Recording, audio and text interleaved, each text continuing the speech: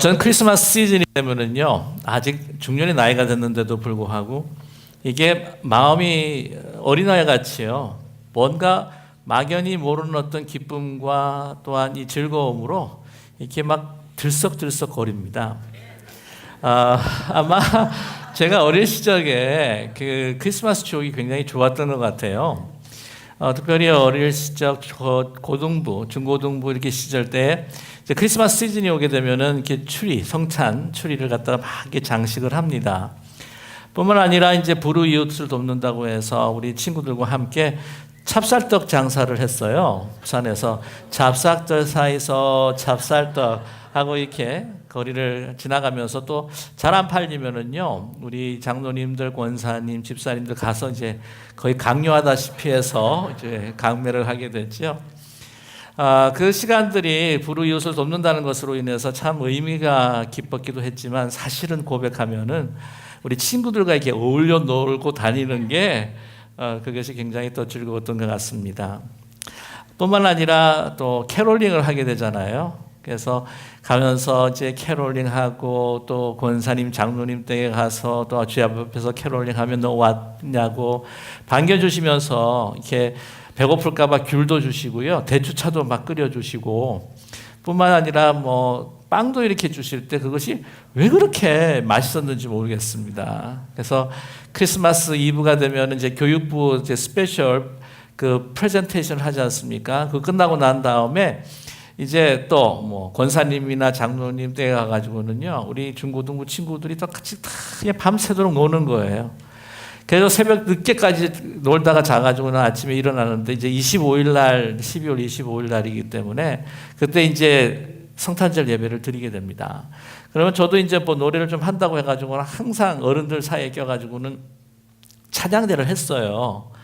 근데 이제 저도 그때 테너를 했었는데 목이 좀 너무 놀다 보니까 쉬어가지고 고음을 딱 올라가는데 이렇게 삑삑 하는 그 삑사리라고 그렇게 이야기를 하거든요. 그러면 굉장히 막 튀어나오기 때문에 무안하기도 했습니다. 근데 그걸 돌아보면 참 즐거움이었고요, 기쁨이었습니다. 그래서 그런지 크리스마스 시즌이 오면 이렇게 중년이 나이가 됐는데도 불구하고 이렇게 마음이 계속해서 어려지고 또 막연한 어떤 즐거움, 희망과 소망으로 인해서 막 마음이 이렇게 들뜨곤 합니다. 그런데 과연 예수님께서 탄생하시던 그 날은 과연 어땠을까? 그렇게 마음이 들뜨고 즐거운 밤이었을까 하는 것이죠. 그러나 결코 그렇지 않다고 하는 것입니다. 어떻게 보면은 이스라엘 역사 가운데서 참으로 암울하고 또 아주 어두침침한 그런 시대를 지나가고 있다고 하는 것을 우리는 발견하게 됩니다.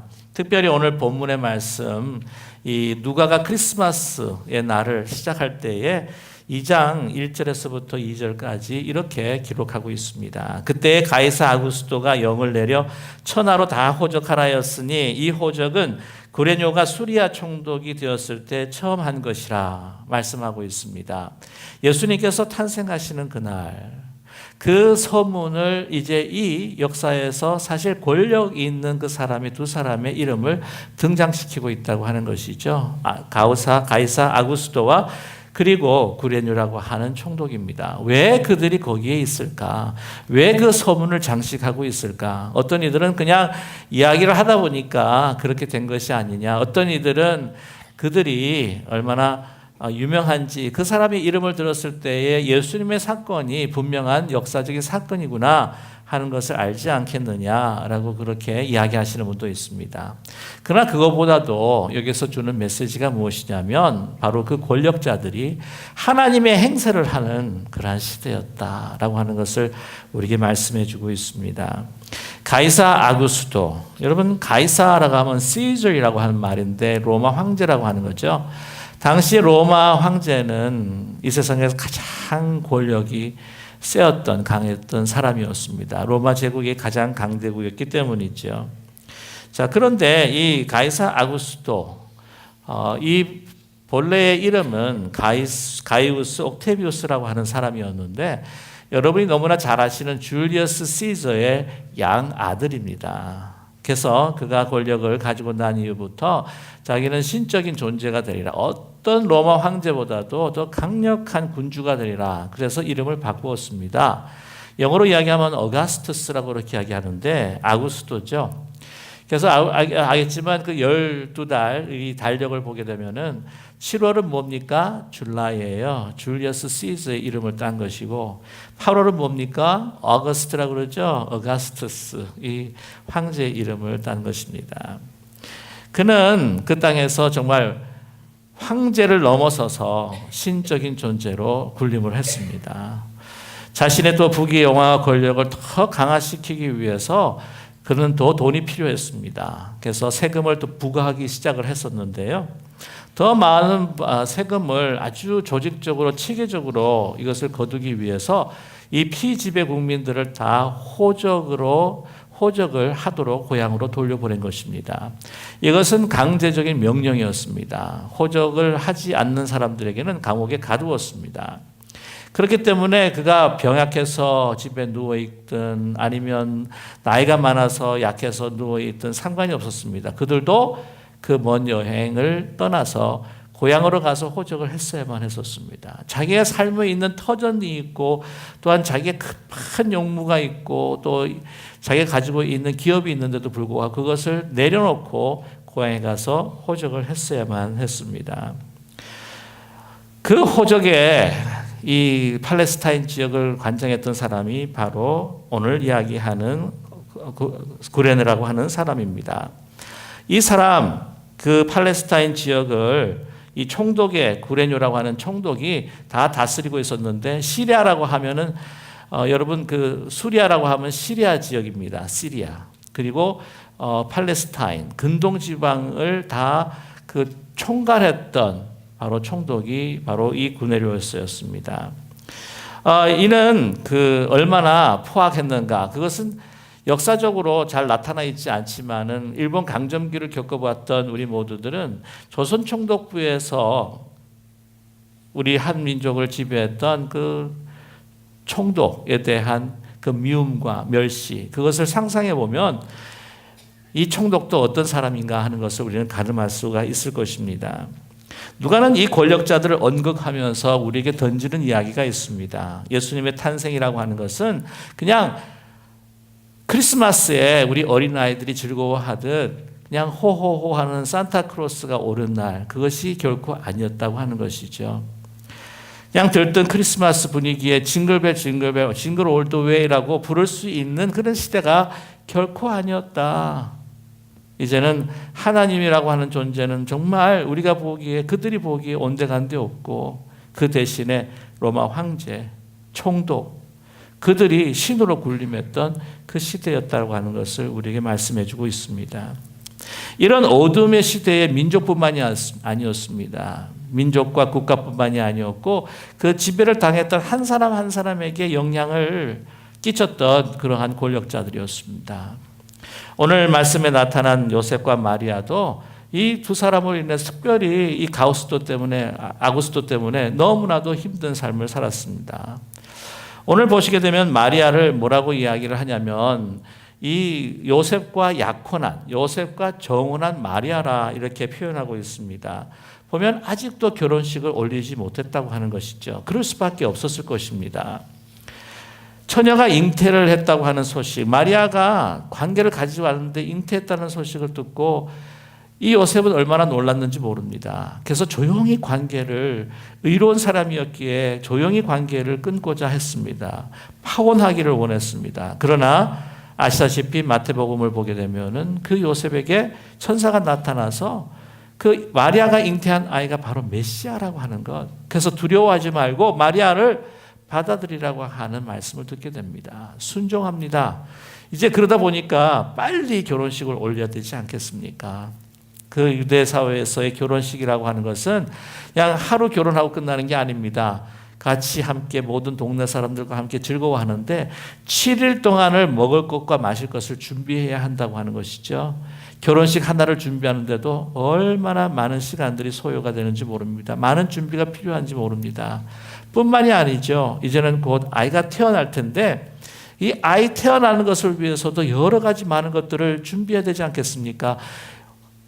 아이를 가지고 자녀를 가지신 분들 다 알겠지만 지금처럼 디스포저블 다이퍼가 없는 시대에는 이 기저귀 장만하는 것도 얼마나 큰 준비인지 모릅니다. 그 많은 것들을 준비하면서 결혼 준비에, 아이 태어날 걸 준비해, 지금 분주해 있는 상황이 있는데 딱 명령이 떨어진 거예요. 베들레헴 고향으로 가서 호적을 하라는 것입니다. 한시라도 늦출 수가 없습니다. 그 모든 것들을 다 내려놓고 갔기에 결혼식 전에 갈 수밖에 없었다고 하는 거죠.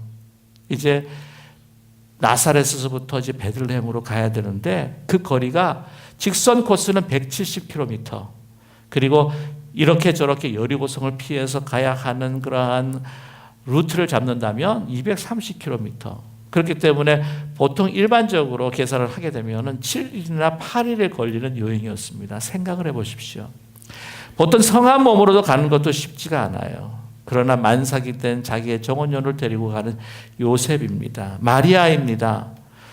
요즘에 그 만삭이 되어서 여행을 하는 것은 위험하기 때문에 요즘 그 항공기도 탈 수가 없습니다. 그렇죠?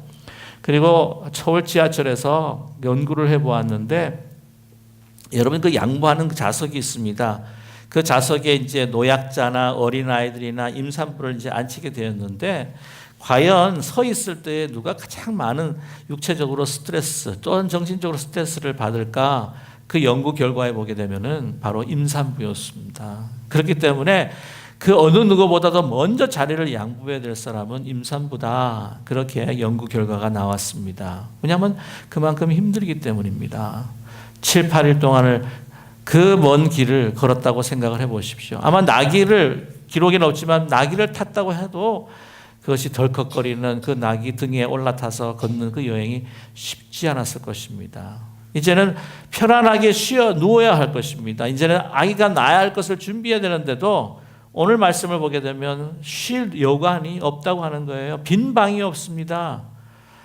정말 너무나 호적하는 사람이 많아서 빈 방이 없어서 그러는 것인지, 아니면 장사를 하는 그 여관의 주인의 생각에는 혹시 이 만삭이 된 그 산모가 아이를 낳았을 때 자기가 지금 꾸리고 있는 이 여관의 장사가 안 될 수 있다고 하는 생각도 가졌는지 모릅니다. 그 연유가 어떤지 모르겠지만 빈 방이 없어서 이제는 찾다가 여러분이 너무나 잘 아시는 한 마구간 구유에 아기 예수님이 탄생할 수밖에 없었습니다. 근데 그때 당시 여러분 말구유라 그러면은 마구간이다 그렇게 이야기하면 우리는 크리스마스 카드를 연상할 때가 얼마나 많습니까? 그게 아기 편한 그 분위기 안에서 말들은 소들은 이렇게 보고 또한 이 정말 너무나 성스러운 부인을 자아내는 아주 그 장면에 대해서 로맨티사이즈하는 그런 카드를 우리는 많이 보게 되는데 결국 그렇지 않다고 하는 거죠. 혹시 농촌 지역의 마구간, 아니 우리에 한번 들어가 보신 적이 있으십니까? 그 냄새 때문에 견딜 수가 없습니다. 그리고 이것은 나무로 지은 마구간이 아니에요. 이스라엘 성지를 순례해 보신 분들은 잘 알겠지만 그거는 동굴 아닙니다. 어두침침한 동굴 아닙니다. 얼마나 냄새가 나는지 모릅니다. 어떤 상황인지 우리가 상상할 수는 없지만 너무나 더럽고 누추한 곳이었다고 하는 것이죠. 여러분, 우리는 생각하게 됩니다. 그것도 어떤 침대가 아니에요. 그냥 동물들이 먹다가 그 찌꺼기가 남아있는 그 구유통입니다. 구유통. 그거를 씻어서 거기에 볏짚을 깔고 이제 이 모든 인류를 위해서 오신 메시아가 그곳에 누워 계신 거예요.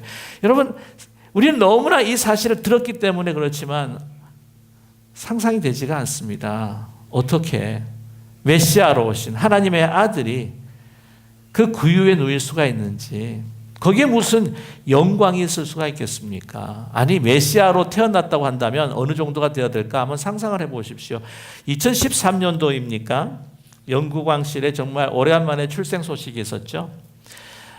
윌리엄 왕세손, 케이트 미들턴 왕세손 비가 아들을 낳았습니다. 그 엘리자베스 여왕의 그 2세에 이제 증손자가 생긴 것이죠. 조지라고 하는 증손자가 생겼어요. 얼마나 기뻐하는지 막 영국 사회가 막 떠들썩했습니다. 완전 크리스마스 분위기였다는 거 아니겠습니까? 파파라치가 막 쫓아오고 막 모든 기사들의 막 플래시들이 터지고 이것이 다 세계 토픽으로. 아니, 하나님의 아들이 오셨으면 이 정도는 돼야 된다는 거죠. 근데 아무도 모르는 어두침침한 냄새가 쩔어 있는 동물들이 먹다 남은 그 더러운 구유에 하나님의 아들, 하나님의 자신이 인간의 몸을, 아주 연약한 아기의 몸을 입고 그곳에 태어나셨다고 하는 거예요. 이게 사실 어떻게 보면 상상이 되지 않는다는 거죠. 그뿐만이 아닙니다. 이 기쁜 소식, 이 위대한 소식, 우주적인 소식을 정말 알리겠다고 한다면 한번 신문, 아주 공신력 있는 신문에다가 보도를 하든지, 아니면 그 사회에 존경을 받는 지도자라든지 랍비든지 그 사람들한테 알렸어야지. 아니, 왜 하찮고 비천한 누구예요? 목자냐고요. 우리 목자들에 대해서도 굉장히 판타사이즈 할 때가 많습니다.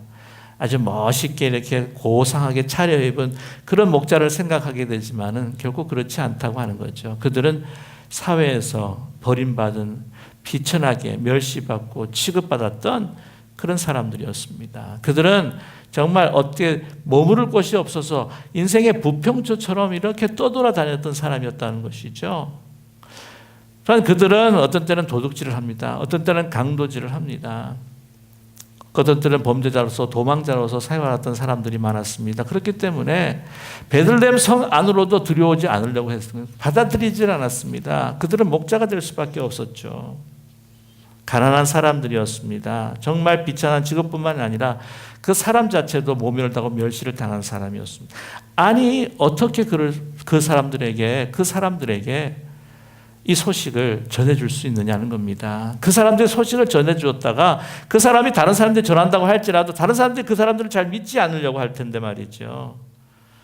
야킴 예레미야스라고 하는 사람에 의하면, 학자에 의하면 셀이나 고리 대금업자처럼 이 목자들을 그 당시 사람들은 취급했다고 하는 것이죠. 이렇게 예상 밖에 비천하고도 누추한 그 구유뿐만이 아니라 정말 비천하게 취급당하는 그 사람들, 사회에서 취급당하는 그 사람들에게 어떻게 이 위대한 소식, 하나님께서 이 땅에 오셨다고 하는 소식을 전할 수가 있냐고 하는 것입니다. 여러분, 거기에 대해서 저는 여러 가지로 말씀을 드릴 수도 있지만 오늘은 딱 한 가지만 여러분께 말씀을 드린다면, 이 메시아의 탄생을 통해서 정말 인생에 전혀 소망이 없고 절망적인 상황에서 살아가는 사람들에게 하나님께서 희망을 보여주시기 원했다고 하는 것이에요. 여러분, 희망이라고 하는 것은 그냥 가지고 권력 있고 위대한 사람들만이 가지는 소유물이 결코 아니라, 이 하나님께서 주시는 정말 인류를 향한 그 소망이라고 하는 것은 저 밑에 끝에 서 있는 미천한 자에게까지도 그 소식을 들을 수 있도록, 그들에게도 희망이 될 수 있도록 예수님께서 오셨다고 하는 것을 우리는 이 사건을 통해서 말씀해 주고 싶으셨던 것입니다. 여러분, 또 한 가지 우리가 이 부분에 대해서 알 수가 있는 것은, 임마누엘 하나님은 정말 우리 비천한 자리에 있는 사람, 우리가 깊은 고통에 있는 그 자리, 그 순간에도 주님께서 우리와 함께 하신다고 하는 것이 바로 이 크리스마스의 메시지인 것을 믿는 우리 모두가 되기를 간절히 소망합니다. 오늘 10절과 11절 12절에 천사가 이렇게 이야기합니다. 천사가 이르되 무서워하지 말라. 보라, 내가 온 백성에게 미칠 큰 기쁨의 좋은 소식을 너에게 전하노라. 오늘 다윗의 동네에 너희를 위하여 구주가 나셨으니 곧 그리스도 주시니라. 너희가 가서 강부에 쌓여 그 위에 뉘어 있는 아기를 보리니 이것이 너에게 표적이니라 하더니, 오늘 이렇게 천사가 전해준 이 소식 가운데 우리가 깊이 한번 묵상해야 할 단어가 있다고 하는 거예요. 그 단어를 통해서 얼마나 비참한 삶 가운데, 고통 가운데 있는 이들에게도 희망을 주시고자 한 하나님이었다고 하는 것을 우리는 발견하게 됩니다. 무엇입니까? 여러분, 오늘 말씀에 구유라 그랬는데요. 거기에 우리 한국 성경에를 보게 되면은 정관사가 없습니다. 그냥 어떤 구유인지 잘 나타나 있지 않아요. 그러나 헬라어 원어로 보게 되면은 이것이 엔테파트네라고 해가지고 거기에 테라고 하는 정관사가 붙어 있습니다. The 메인줄이라고 하는 거예요. 그 구유라고 하는 것입니다. 아니, 그 정관사가 붙어 있고 정관사가 붙어 있지 않고 그것이 뭐가 중요하냐? 여러분께서 질문하실 수가 있을 거예요. 그러나 엄청난 차이가 있다고 하는 것입니다. 잘 한번 들어보십시오. 저는 이런 의문을 가졌습니다. 이 천사들을 통하여서 이 기쁜 소식을 들었습니다. 그런데 그 구유에 누인 아기를 그 찾아서 경배하라고 하는 그 말씀을 들었을 때에, 아니, 여러분 베들레헴에는요, 이 석회암 그 지역이 굉장히 많습니다. 그래서 베들레헴은 동굴이 많기로 유명합니다. 그런 이 동굴로 마구간으로 쓰여져 있는 그 동굴만 해도 거진 한 500개가 있다고 하는 거예요. 500개. 그러면 천사가 나타나서 구유에 놓여 있다는 것은 마구간에 있는 건데 도대체 어느 동굴이냐고요. 밤새도록 어떻게 500개를 다 찾아다니겠습니까? 도대체 어디에 어느 마구간인지 어떻게 목자들이 알았을까? 물론 뭐 별이 막 인도해가지고 그런지도 모르겠지만 오늘 중요한 단어는 바로 그 구유라고 하는 단어입니다. 그 구유, 그것은 하나님께서도 아시는 구유요, 그 목자들도 아는 구유라고 하는 거예요. 목자들은 아마 이야기했을 것입니다. 아니, 얼마나 마구간이 많고 구유가 많은데 이 어떤 구유를 이야기하는 것일까? 어떻게 찾아가야 할까? 그랬을 때 한 목자가 이렇게 이야기했을 것입니다. 아니, 아까 천사가 이야기할 때 그 구유라고 이야기했을 때 그 구유가 바로 그 구유일까? 그 구유. 어젯밤에 이 바람을 피하기 위해서 양떼를 몰고 들어가서 우리가 쉬었던, 머물렀던, 우리가 생활했던 바로 그 마구간의 구유인가? 그 생각이 번쩍이 났다고 하는 거예요. 그래서 그냥 달려갑니다. 달려가면서 어떤 생각을 했을까요? 말씀드렸다시피 이 목자들은요, 그냥 이 세상을 마구 살아가는 사람입니다. 희망이 없는 사람이에요. 사람들이 손가락질하는 사람입니다. 비천해도 그렇게 비천할 수가 없어요. 일부 마치고 난 다음에 이야기를 나눌 때 그런 이야기를 하시더라고요. 이 목자에 대해서 잘 알지를 못했는데 이 한국 상황을 봐도 이 부두에서 노역하시는 분들 보게 되면 다 떠돌이들이 거진 반 이상이라고 하고 범죄자들이 반 이상이라고 해요. 갈 곳이 없기 때문에, 그러나 일을 해야 되기 때문에. 그런 상황이 생각이 납니다. 그렇게 이야기를 해요. 막 가는 사람들이에요. 어떻게 보면. 그들은 양을 대피시켜 놓고 그들이 있으면서 뭘 했을까요? 아마 술을 퍼마셨을 것입니다. 그 입으로 세상을 욕하고 자기를 이렇게 만든 사람들을 욕하고 하나님을 욕하고 이젠 그다못해 자신을 욕하면서 어떤 때는 미친 사람은 낄낄거리다가 어떤 때는 목 놓아 고향에 돌아가지 못해 부모님이 그리워 눈물을 흘리며 통곡을 하며 절망 속에서 몸부림쳤던 사람이라고 하는 거예요. 화가 나서 양을 옆에 있는 양을 걷어차기도 하고 앞에 있는 그 구유통을 걷어차기도 하고. 그런데 가장 절망하는 가운데에서 그 절망의 그 시간과 그 장소에 누가 찾아주셨다? 하나님의 아들 메시아가 찾아주셨다고 하는 것이죠. 저와 여러분,